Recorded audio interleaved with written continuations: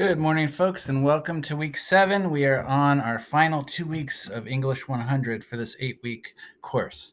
And we are starting our research projects. First, we're going to be working on our multimodal project. So multimodal is just a fancy word for multimedia.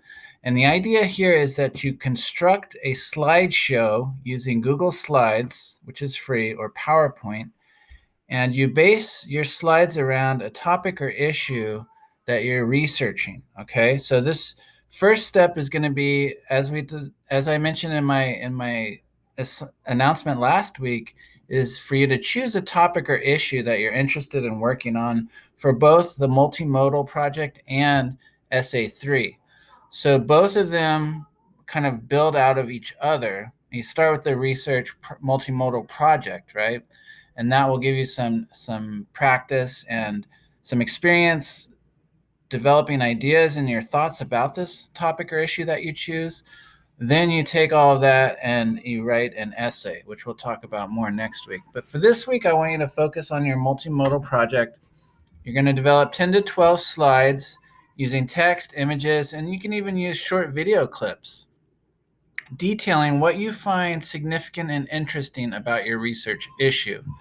Now, I'm leaving it open to whatever interests you, but I would like to say that some things I want to kind of take off the table are abortion, gun rights, COVID-19, conspiracy theories, and the legalization of drugs, and anything having to do with religion. Now, these are all important topics and issues, but I just don't think it's something that we need to explore at this moment.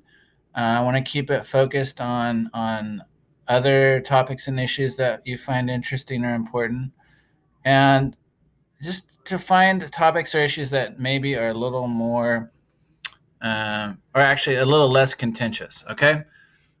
So then, after you construct your slideshow, you're going to go over and record yourself using the exact app that I'm using now to record this video. It's called Screencast-O-Matic. All right, it's free. As you can see, all you got to do is sign in.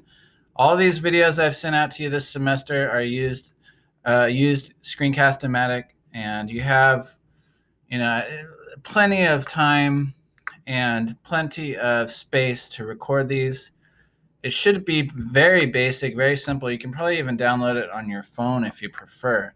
But the idea is here that it records your screen while you can narrate it. So instead of just submitting a slideshow on its own, you'll submit the recorded, narrated version of your slideshow, right?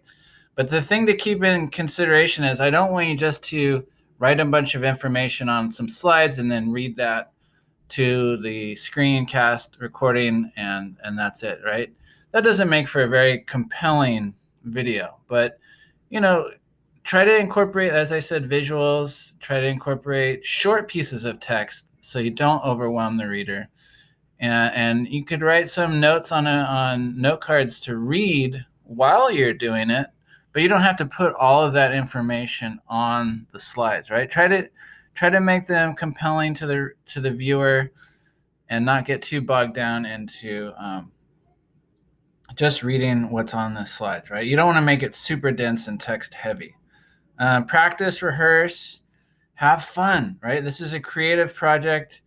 I want you to use your interests and pursue what compels you. I want to see some effort put into it. I want to see the content. I want you to cite your sources, and I want each slide to have a specific point about the issue that you're researching.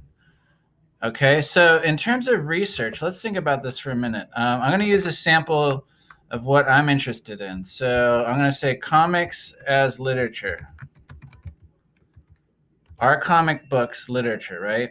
So starting, as many of us start, we have Google, right? Google is great, and I'm totally down with Google. So there's a lot of good stuff, right? But look at these results. We have 212 million results, which can be very unwieldy, right?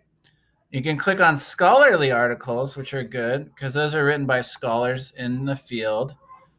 Some promising, right off the bat, we have a promising result. Wired Magazine's pretty good. Comics and Education, that sounds pretty good. But then we get like JSTOR, that's a scholarly database. And if we go to scholarly articles, which can be good but also dense, right? Some of these might be useful, but they're also from databases that might charge. So if we go to our very own Miracosta College homepage, we have, even during the pandemic, access to so much great information. If we go to the library is very much open and available for our use during this time. If you go, this is the library homepage. So if you follow me, I click on databases, okay? So databases are where you find information for free now, because we are part of our tuition dollars goes toward the upkeep of all the library stuff. So they have these great starting points, right? EBSCOhost is a great one to start your search. And this is if you really want to start to refine your search and go beyond Google, which I love Google, but it has its problems. Sorry, I gotta authenticate. They have this new two-step authentication, which is kind of annoying. So just to give you a sample of like what you can do on a database, and it does a lot of good work for us. So I know I want to use some keyword searches, so I put comics literature, right? Those are my search terms. So remember, Google had 212 million results, but if I do it here, in contrast to Google, I have now 14,254, which is way fewer, but still too many. So if I go over here on the left, you see where it says refine results. There I can start to make even limit my result number even more. So you notice it's a publication date range from 1910 to 2020, which is crazy, right? I don't need anything from 1910. So I'm just going to go back to 2000, just for 20 years. Even that's a lot of time. But just by doing that, I've lost 2000. So but even that feels like a lot. So let me just go back to 2010, 10 years. Okay. So let's see how that works. So that really narrows it down, right? Now I only have 6,587 results, which is still a lot. But you notice here I have a video. So do I really want a video? I don't know.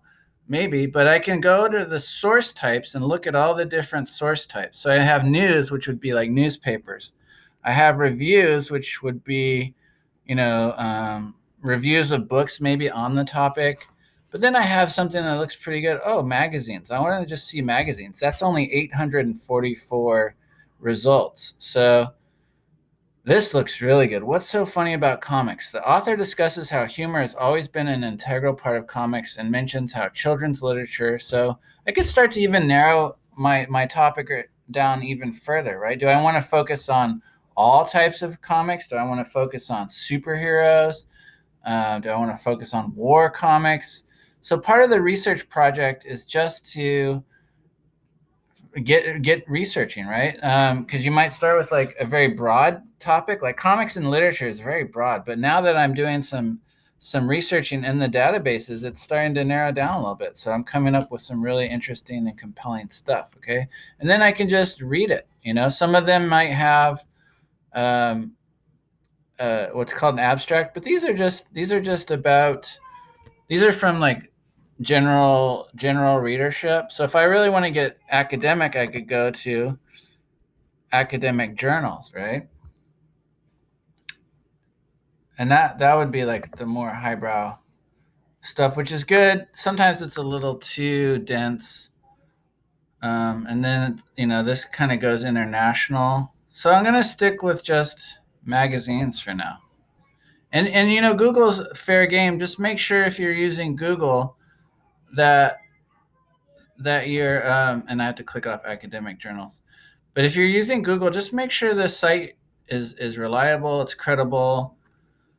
New Yorker, New York Times, Time Magazine, Newsweek. These are all good sites. Wired, The Guardian, BBC. But if you're feeling like you're getting too much in the way on Google, like ads and spam and stuff that seems a little questionable, try the databases at MiraCosta, right? There's no requirement that you use like scholarly articles or academic journals, but they have a better kind of filtration system where they take out a lot of the stuff that clogs Google up. So that if you find a magazine results on MiraCosta, you can be pretty confident that they've gone through a serious system of checks and balances. Okay, so focus on something you're interested in. Like comic books are my jam. I love reading about comics and comics history and thinking about what place they hold in pop culture and even academic culture. But just choose something you're really interested and excited about, because you're going to be working with it for the next 2 weeks for both the multimodal project and the final essay for next week, right? So then just start searching around, find out what you want to write about. There's a little assignment due for progress notes, and that will help you kind of think through what you're focused on. Also, Screencast-O-Matic, like I said, it should be easy. It's free. But if you have PowerPoint, I know there's like a recording program on there. If you want to use that, that's totally fine. Or if you have some other kind of way to record your Google slideshow or PowerPoint slideshow, that's totally fine too. As long as you have a recorded document at the end of it. Okay, I want to keep it short, not too long. If you have any questions, let me know, and I will check in on Wednesday. All right, take care. Happy hunting and have fun researching. Just search around, set aside some time, and just let your imagination follow the topic and see what you can find. Also, one last point with the library, if you're feeling stuck, they're super helpful. There's a tab for student help right here, so don't hesitate to reach out to them. And there's a myriad of ways to contact them. You can call them, you can chat 24/7, so you can ask a librarian 24 hours a day, 7 days a week. You can email them or text them even. So a lot of ways to get research help. And these are the experts. These are the people that studied it, in college and graduate school. So they know their business. All right.